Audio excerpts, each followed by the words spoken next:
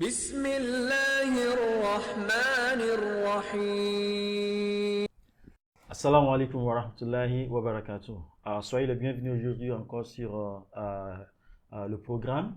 L'émission aujourd'hui, c'est toujours l'émission des relations entre les musulmans et les non-musulmans. Inch'Allah, j'ai avec moi dans ce studio aujourd'hui Monsieur Amoussa Abdel Ghaffar et Monsieur Ibrahim Idriss pour faire les détails de ce thème qu'on veut aborder aujourd'hui. Sur ce 5e épisode aujourd'hui, le thème c'est les relations. Quelles sont les relations idéales que l'islam encourage entre les musulmans et les non-musulmans? Est-ce c'est la relation, est-ce c'est une relation paisible ou même des relations de l'hostilité? Nous avons dans notre communauté aujourd'hui des gens qui croient que la relation ou même les relations entre musulmans et les gens d'autres confessions religieuses doivent être des relations qui sont conflictuelles en permanence.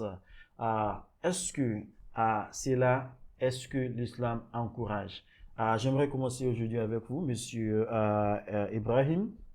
Quelles sont les relations idéales ou même réglementaires, normatives que l'islam encourage entre les musulmans? Est-ce que c'est une relation d'animosité conflictuelle ou ce sont des relations paisibles avec les non-musulmans? Merci beaucoup, M. Taslim. Historiquement, dans la plus grande partie de l'histoire de l'humanité, on a pu comprendre que l'état normal de la relation internationale a été la guerre et la colonisation, soit conquérir ou bien d'être conquis. Mais si on essaie à comprendre très bien, on va aussi comprendre que la société musulmane a été la société la plus tolérante dans l'histoire. Ceci veut dire que l'islam n'encourage rien que la paix et les relations et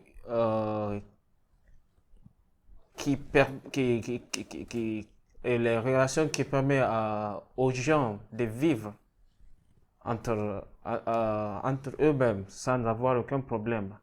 Il est très important aussi de distinguer les personnes pacifiques et aussi les personnes hostiles.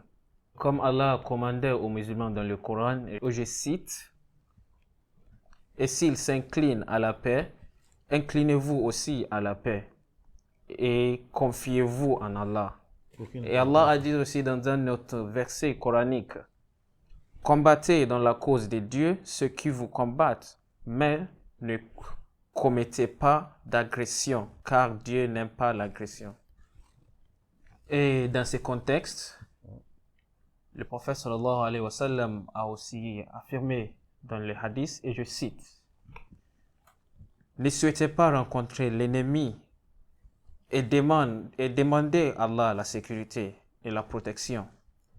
Mais quand vous faites face à l'ennemi, soyez patient et souvenez-vous que le paradis est à l'ombre des épées. » Dans ce hadith, on va aussi comprendre que l'islam n'encourage pas la guerre, mais plutôt l'islam encourage de vivre ensemble dans la paix. Et vous allez voir que même le prophète sallallahu alayhi wa sallam dit aux musulmans de ne pas être les premiers à débuter la guerre. Ce qui veut dire que toutes les guerres de l'histoire de l'islam ne sont pas que pour se défendre. Et en conclusion,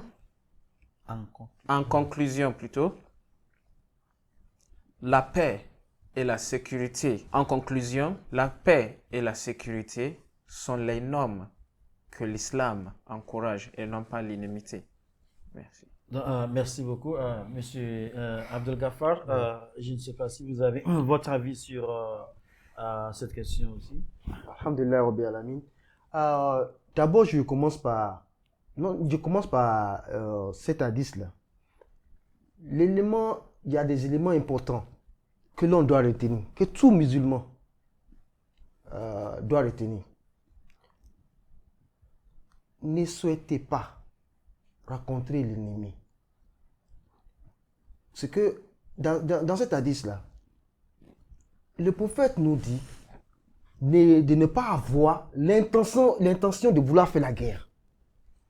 Car la guerre n'a jamais été la solution au problème. Ou plutôt, la guerre détruit. Avant d'aller plus loin, il y a un hadith du prophète Mohammed sallallahu alayhi wa sallam qui dit que si vous allez en guerre, ne tuez pas, ou bien c'est un verset coranique, ne tuez pas les femmes, les vieux et les enfants. C'est un hadith. C'est un hadith du prophète. Et ensuite, ne détruisez pas les vivres, les nourritures. Est-ce que ça c'est la guerre? Vous voyez, l'ennemi est en face de vous. Ça c'est une femme. Non, ne tuez pas les femmes. Enfants, laissez.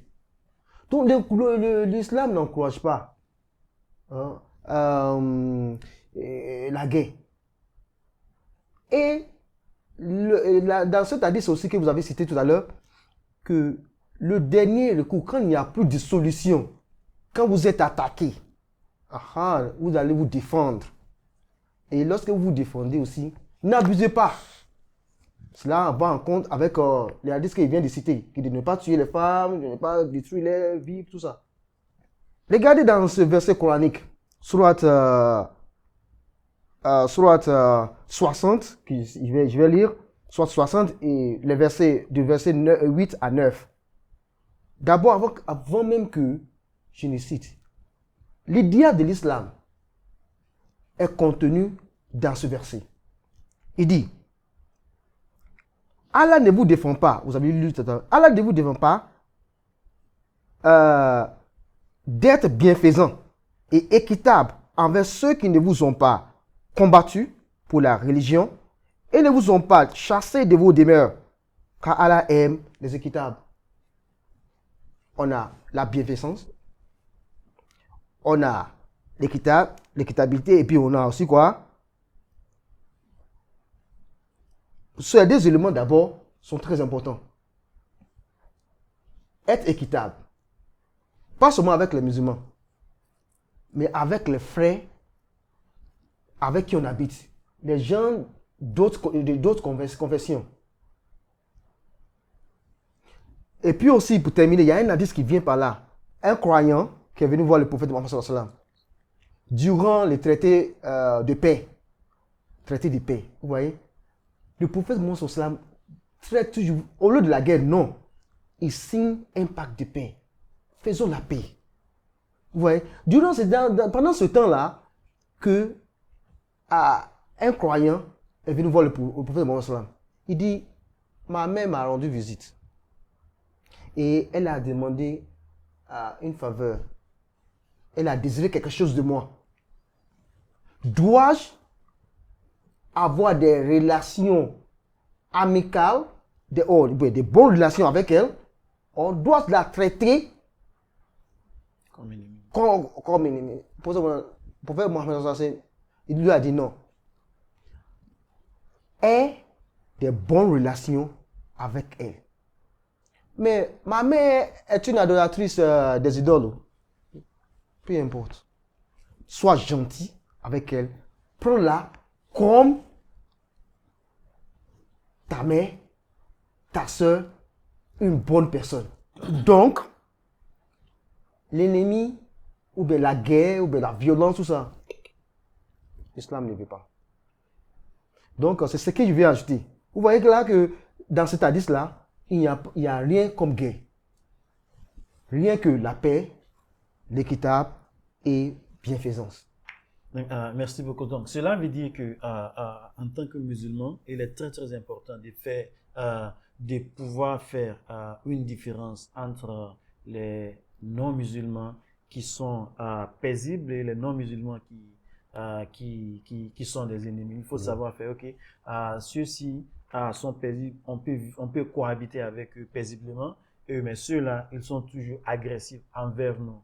Même ceux qui sont agressifs envers nous, il faut faire attention. On ne doit pas dire parce qu'ils sont agressifs, on doit être le premier à les attaquer à chaque moment. Non, on doit toujours chercher à faire un pacte pour qu'on puisse avoir des réconciliations même avec eux. Parce que, tel que vous l'avez dit, le prophète sallallahu alayhi wa sallam faisait toujours des pactes avec les non-musulmans qui agressaient les musulmans. Ce qui veut dire que un musulman ou même la communauté musulmane doit être la communauté qui est toujours en avance des solutions paisibles dans les relations avec les autres. Merci beaucoup. Mais je crois que ce qu'on n'a pas encore, la question qu'on n'a pas encore répondu, c'est que est-ce qu'il est permis à un musulman d'avoir un ami qui est non musulman? Est-ce qu'un musulman peut avoir comme un ami un non musulman? Même s'il a un ami qui est non musulman, est-ce qu'il doit être si proche de lui en tant qu'ami? Alhamdulillah Rabbil Alamin. Surtout si l'ami est peut-être un chrétien ou un polythéiste ou même un athée ou même une personne qui ne croit même pas que Dieu existe. Alhamdulillah Rabbil Alamin. Vous voyez, avoir un ami intime, que cet ami-là peut ne pas être la personne du même confession que vous. Ça aussi, ça a été traité dans la période, dans les temps passés, avec le prophète Mohammed, c'est Sahaba et tous ceux qui ont vécu avec lui. Remarquez surtout que, comme je vous ai dit tout à l'heure, dans le verset 9, il dit Allah ne vous défend pas d'être bienfaisant et équitable avec ceux qui ne vous ont pas combattu pour la religion et ceux qui ne vous ont pas chassé de vos démons. Vous savez que il a dit, et puis dans le verset 9, il dit seulement ceux qui vous ont combattu pour la religion et ceux qui vous ont chassé de vos demeures. C'est seulement ceux-là qui vous ont attaqué là, qui vous ont attaqué. La bienfaisance que Allah a mentionnée ici, d'être bien avec tous les gens. Il n'a pas dit ceux qui vous ont attaqué. Dans le tafsir de Ibn Kathir, il dit ceux dont Allah fait mention ici, ce sont les adorateurs des idoles. Même pas les chrétiens. Hein. Vous voyez? Des adorateurs des idoles. À faire des amis avec eux, sois gentil avec eux, aidez-les. Vous entendez? Donc, il y a aussi le fait que, avant que je ne quitte là, il y a un hadith aussi qui est rapporté par Aïcha. Il dit qu'il y a une femme que sa mère est venue lui donner des cadeaux. Alors que cette dernière est une adoratrice des idoles. La fille a refusé d'accepter le cadeau. Cette affaire est arrivée devant le prophète Mohammed sallallahu alayhi wa sallam.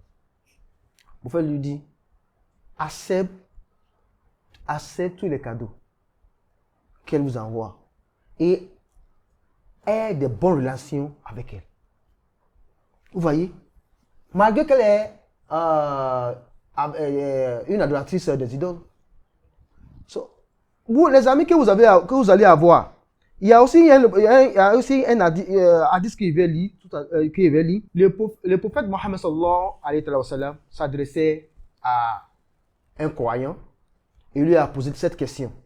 Il dit, est-ce que tu connais ce qui est meilleur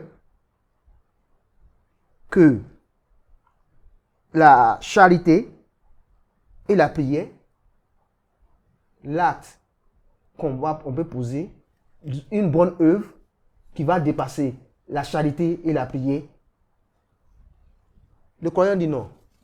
Il dit, c'est d'établir la paix et la bonne relation avec les gens. Car la querelle et les mauvais sentiments détruisent l'humanité. Vous voyez ça? Le prophète Mohammed sallallahu alayhi wa sallam lui dit de garder bonne relation avec les gens. Les gens dont on fait action, ça inclut les musulmans, les non-musulmans, les chrétiens et aussi les mouchikoun. Donc, si vous avez un ami qui n'est pas de la même confession que vous, avant même la religion, avant la venue de la religion, cette personne a été votre ami. Ce n'est pas la religion qui va vous séparer. Alors que maintenant, notre religion ne nous défend même pas d'être ennemis de l'un de l'autre. Donc, avoir un ami d'une autre confession, c'est bon. Dans le verset 9, Allah dit, Allah dit, il vous défend de ne pas les avoir comme alliés. Qui? Ceux qui vous ont combattu À cause de votre religion. à cause de votre religion et qui ont aidé à vous chasser de vos demeures. Seulement, Allah a mis seulement. Donc, avoir des amis, des gens qui sont pas de la même confession que vous, n'est pas un danger. L'islam l'accepte. Et Allah insiste, répète cela dans le Coran. Qu'Allah augmente nos savoirs. Merci beaucoup. Et je crois que aussi, pour ajouter un peu sur ce que vous avez dit, le prophète sallallahu alayhi wa sallam, le Coran dit qu'il est un modèle pour tous les musulmans. Oui. Et le prophète sallallahu alayhi wa sallam, on sait qu'il avait des amis même qui étaient non musulmans. Donc,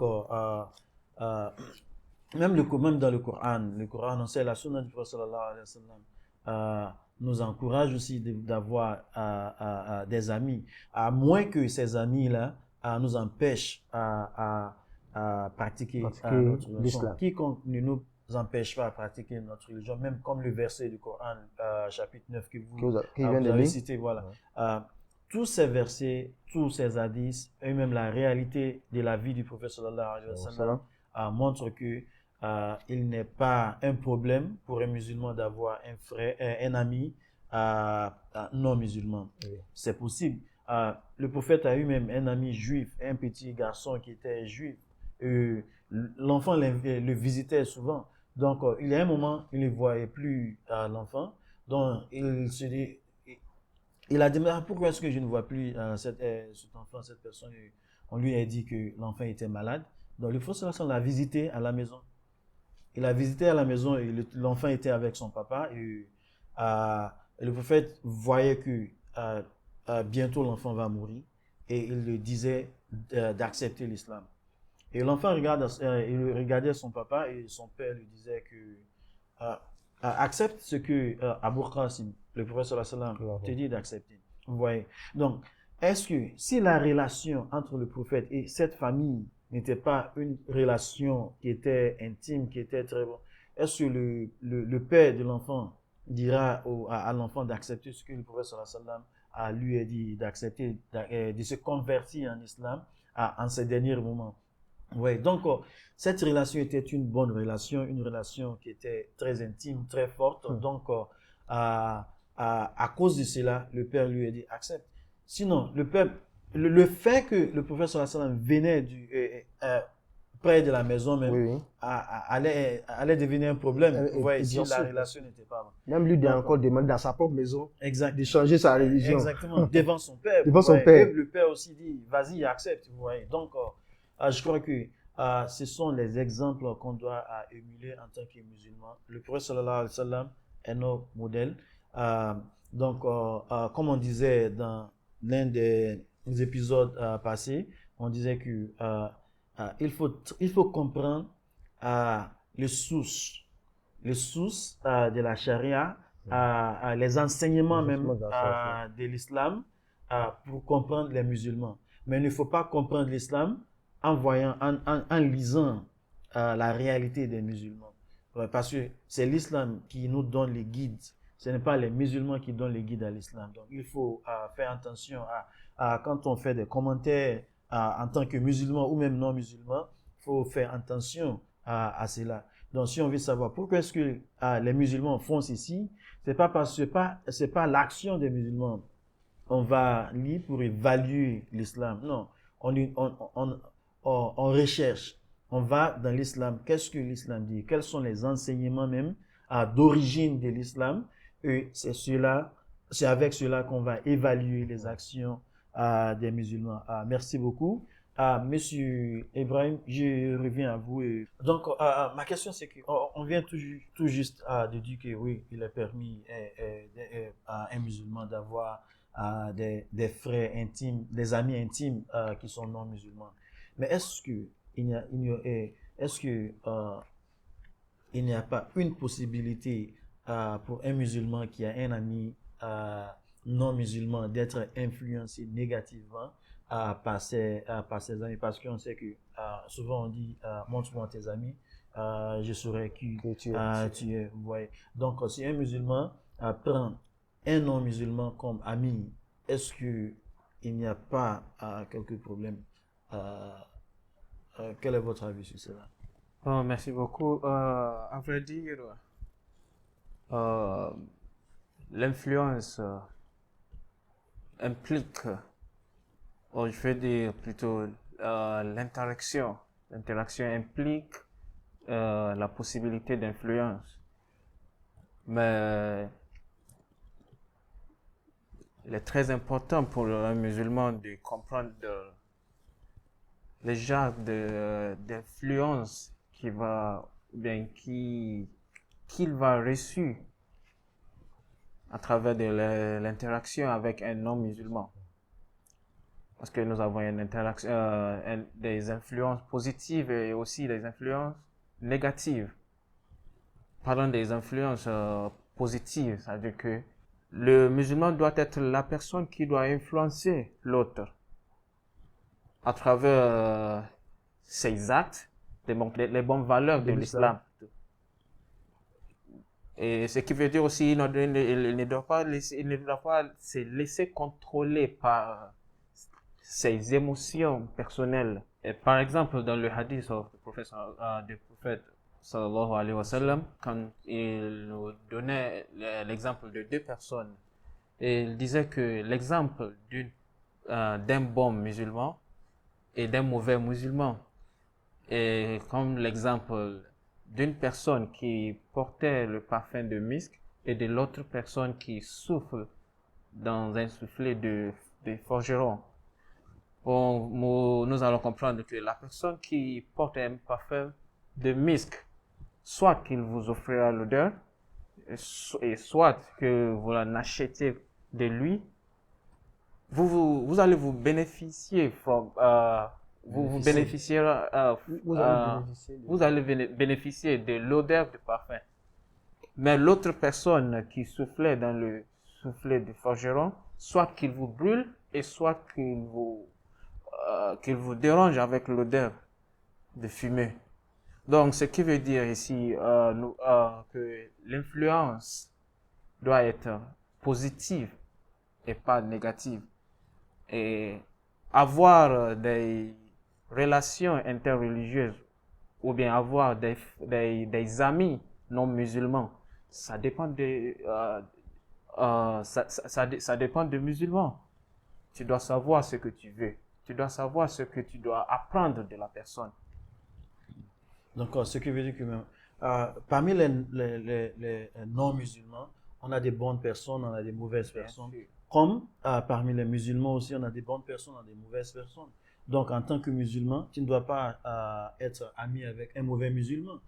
Tu dois toujours chercher qui est un bon musulman avec qui tu peux être ami. C'est la même chose aussi avec le non-musulman. Oui. Donc, parmi les non-musulmans, c'est à toi de décider qui tu veux choisir comme ami. Oui. Si la personne a un caractère, un mauvais caractère, tu ne dois pas partir avec lui. Donc, je crois qu'il a dit, c'est très, très, très important à comprendre parce que il nous fait savoir qui il faut choisir, soit parmi les musulmans ou même parmi les non-musulmans, qu'il faut choisir comme son ami parce que quiconque que vous choisissez aura d'une manière ou l'autre quelque influence sur votre caractère ou même sur votre idées. Et même le Coran aussi nous a fait comprendre que parmi les non-musulmans, nous avons aussi les gens qui sont dignes. Par exemple, Allah a dit وَمِنْ أَهْلِ الْكِتَابِ مَنْ إِنْ تَأْمَنْهُ بِقِنْطَارٍ يُؤَدِّهِ إِلَيْكَ. Et parmi les non-musulmans, nous avons les gens que, même si tu lui as confié une tonne d'or, il te l'offrira. Ils vont retourner. Ils vont le retourner. Et nous savons aussi que même parmi les musulmans aussi, on a des gens que nous appelons les monafiques. Donc, pensant que être un non-musulman Une mauvaise personne. est une mauvaise personne, tellement C'est une erreur. c'est une erreur et une mauvaise idée. Merci beaucoup. Votre avis, monsieur? Oui, dans ce même contexte, merci beaucoup. Dans ce même contexte, il y a un érudit islamique, Cheikh Adam Al-Ilori, que la terre lui soit légère. Il a mentionné un hadith. Je vais seulement faire sortir la leçon de cet hadith. Il dit qu'il y a un croyant, quelqu'un qui vient d'accepter l'islam. Il a voyagé dans un pays où il y a gouverné par des musulmans, pensant que arrivé là-bas, il aura des amis musulmans qui vont l'aider dans sa foi. Et mais lorsqu'il est arrivé, malheureusement, il est tombé dans la main des gens. Ils sont musulmans. Il ne dit pas que les musulmans sont mauvais. Il est tombé malheureusement avec quelqu'un, un musulman, mais qui n'était pas de bonne foi. Un escroc. Un escroc. Celui-là l'a traité d'une manière bizarre. Et il a fini par dire que Dieu merci que j'ai connu l'islam avant de vous connaître. Si je t'avais connu, je n'allais pas embrasser l'islam. Et je crois que c'est ce qui se passe dans le monde entier Oui, aujourd'hui. Ouais, mais un extrémiste qui voit que les gens sont dans l'avion, il plante une bombe pour les détruire. Si vous êtes ami avec celui-là, Non, même la famille de ceux qui sont morts dans l'avion bombardé, vous voyez, ça peut-être, si le musulman revendique que oui, c'est nous qui avons bombardé cet avion, c'est comme la première connexion avec la famille des décédés, l'islam, c'est une mauvaise relation. Une première mauvaise relation, vous voyez. Bien Donc, sûr. la première chose qu'ils ont connue de l'islam, c'est que des musulmans ont tué les membres de leur famille. Vous voyez. Donc, c'est une mauvaise image de l'islam qu'ils projettent. Donc, vous voyez, il dit Dieu merci. J'ai connu l'islam avant de vous connaître. La beauté, les valeurs de l'islam. Les normes de la charia, les hadiths du prophète Mohammed sallallahu alayhi wa sallam, j'ai lu dans le Coran, toutes ces bienveillances, toutes les bonnes choses qu'il y a lu dans le Coran, je ne vois pas ça si vous. Dieu merci. Donc vous n'allez pas me tromper avec vos attitudes. Les attitudes que vous faites à mon égard sont de vous, mais elles ne sont pas de l'islam. Si nous tous on doit comprendre comme ça que l'attitude que le comportement si quelqu'un se comporte mal, c'est contraire à ce que l'enseignement contraire aux enseignements de l'islam. C'est la même chose, c'est vice versa. Les non-musulmans aussi, ils aussi refusent d'avoir des amis intimes avec les musulmans. Vous voyez, à cause des extrémistes qu'on a parlé tout à l'heure. Choisissez une bonne personne, quelqu'un de bon, qui a de bons caractères, et allez avec lui. C'est mieux. Et de ne pas vous faire tromper par des gens de mauvaises attitudes. Que Dieu nous garde. Amin, amin. Donc, j'aimerais rester avec vous, monsieur Abdghafar. Okay. En avoir tout dire tout cela, quel est votre conseil ou votre avis sur ceux qui croient que même avec cela, avec tout ce qu'on a dit, il est toujours meilleur pour un musulman de s'éloigner des non-musulmans, quoi qu'il en soit. Ne travaille pas avec des non-musulmans, ne prend pas des amis avec des non-musulmans. Alors vous voyez, donc quelle est votre réponse avec ceci pour que afin ce musulman ne soit pas vous voyez déstabilisé dans sa foi avec ces non-musulmans. Et bien sûr, ce sera se créer des problèmes si on a cette idée de ne pas vouloir travailler avec les non-musulmans. D'abord, tout musulman doit avoir sa vie guidée par le Coran et hadith du prophète Mohammed sallallahu alayhi wa sallam. D'ailleurs, Allah a dit dans le Coran que l'excellent modèle est notre prophète Mohammed sallallahu alayhi wa sallam. Ses comportements, on doit l'imiter.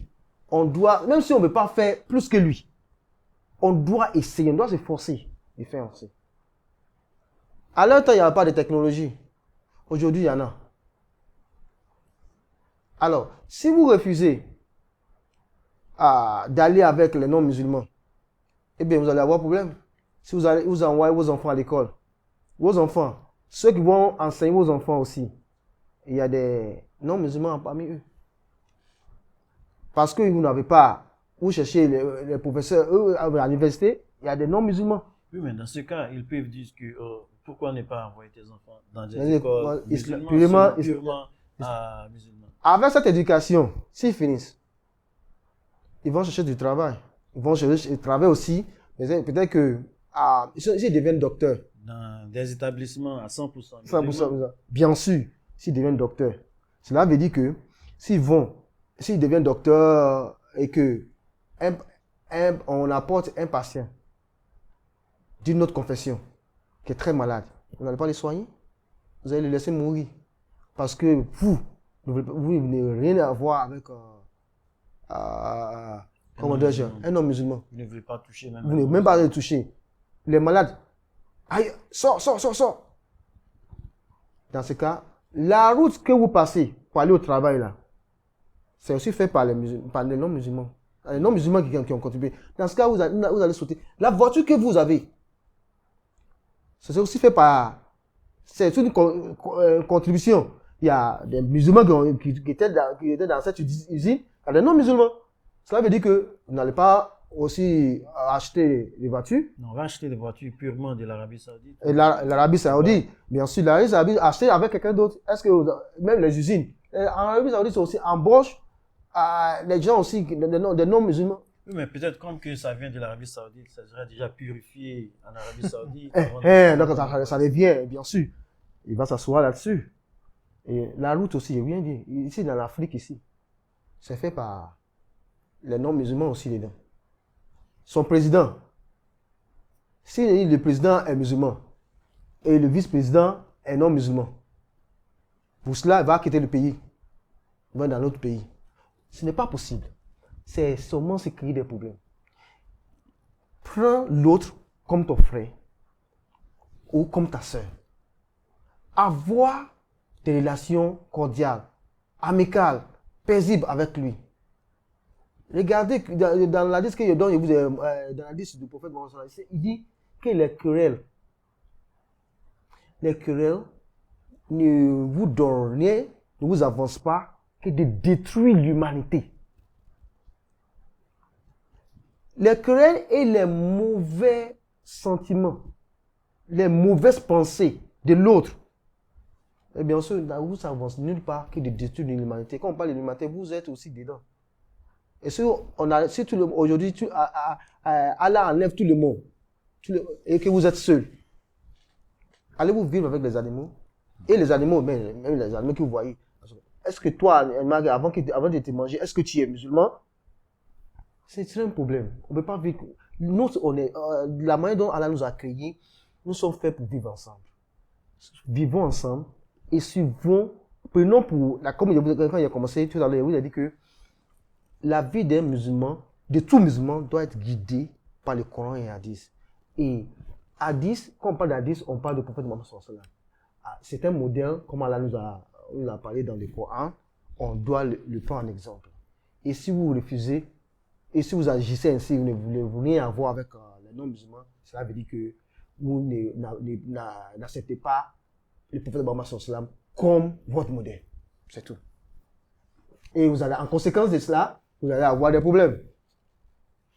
Cela veut dire aussi que vous rejetez aussi le Coran. Et à la fin, vous n'êtes pas musulman. Puisque tous les normes, tous les guides, tous les principes de l'islam sont dans le Coran et dans la liste du prophète Mohammed sallallahu alayhi wa sallam. Et si vous les rejetez, cela veut dire que vous aussi vous n'êtes pas musulman. Donc, merci beaucoup. Voilà, je crois que la phrase clé, c'est que le musulman doit être guidé par le Coran et la sunna du prophète sallallahu alayhi wa sallam dans toutes ses activités, dans toutes ses relations. Et on a déjà dit les relations entre musulmans et non-musulmans ont été déjà préétablies dans le Coran et dans le sunna. Comment réagir, comment cohabiter avec les autres. Le prophète sallallahu alayhi wa sallam, dans sa vie, il a fait cela, on a tout vu, et même le Coran nous dit que Allah ne nous prévient pas de vivre avec, de faire des bienfaits envers les non-musulmans. Au fur et à mesure qu'ils ne chassent pas de nos maisons, au fur et à mesure qu'ils nous nous empêchent pas à pratiquer notre foi. Donc, ceci sont des des phrases qui sont très très importantes qu'il faut très bien comprendre dans la charia. Donc, ça, c'est pas une personne, c'est pas nous qui les disons, c'est le Coran et la sunna du prophète sallallahu alayhi wa sallam qui les disent. Donc, tous musulmans doivent suivre ces messages du Coran pour qu'on puisse avoir un monde paisible, un monde là où le progrès est très très important, parce que le progrès de l'humanité est le progrès de l'islam aussi. Donc, là où il y a des problèmes, il sera très difficile de voir le progrès de l'islam. Donc, s'il n'y a pas la guerre, s'il y a la paix, bon, les musulmans peuvent enseigner aux autres les religions et ils peuvent aussi apprendre d'autres de leurs religions et voir, ok, voilà pourquoi l'islam est mieux que d'autres religions. Inch'Allah, je crois qu'on va s'arrêter ici aujourd'hui à cause du temps. Je ne vais pas venir à vous en ce moment. Merci beaucoup d'être venu aujourd'hui. Inch'Allah, on se retrouvera dans l'épisode suivant. Merci à nos téléspectateurs aussi, à ceux qui nous écoutent à la radio. Merci. Salam alaikum.